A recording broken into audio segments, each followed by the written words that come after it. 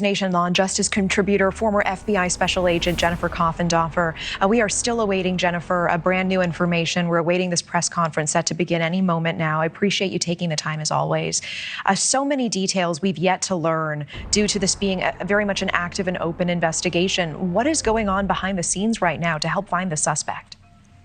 Well, I tell you right now, the fact, just the location that this happened at this engineering physics facility in the lab tells me a lot. It tells me somebody that's familiar with this campus, familiar with this particular engineering building, either a faculty, former faculty, student, former student. That is likely who this person is going to be, somebody who is intimately familiar. You also mentioned the possibility that a handgun was used as opposed to a semi-automatic rifle, which is often used in these.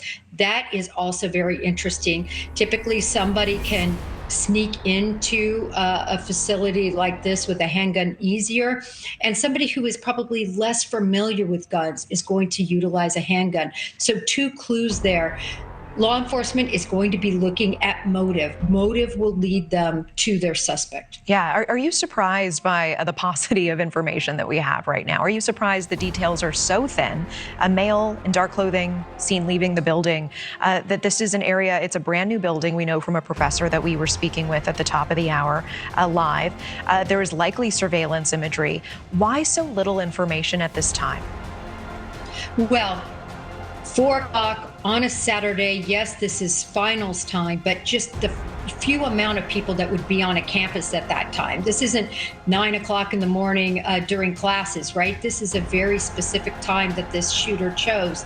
And so that's why I think you have less information. Also, the fact that law enforcement is going to be drilling down on all of those videos, and that also is going to be critical. I would expect us to see some images soon. Yeah, and just what you know about the pattern of these investigations and typically what happens. We're now going on 5 hours out from when this shooting occurred.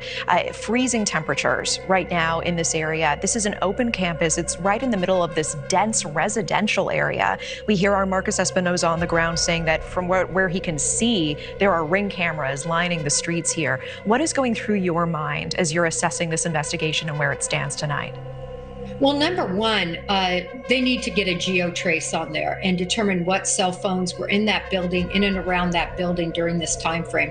That is really going to be helpful. Secondarily, they need to be gumshoeing it down, knocking on doors, and getting ring camera footage that might lead them to footage of this individual leaving, coming and going. Also, there, again, all of this requires search warrants and subpoenas. So they're working hard to legally make sure that whatever they access can be used later on in adjudication of this case. They've also, Natasha, they have to get all that video from Brown University and start pouring over this. This is highly manpower intensive at this point. Yes, certainly. All right, former FBI Special Agent Jennifer Coffindaffer, appreciate it as always. Thank you. Thank you.